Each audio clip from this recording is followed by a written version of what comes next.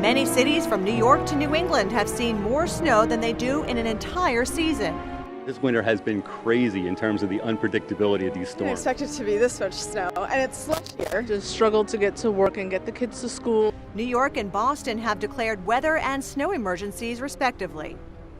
Storm after storm. Michio Kaku is a physics professor at the City University of New York and the author of the upcoming book, Physics of the Future.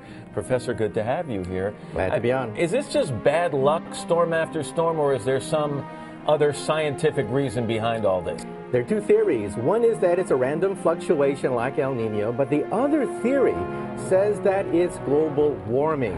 What do you mean global warming?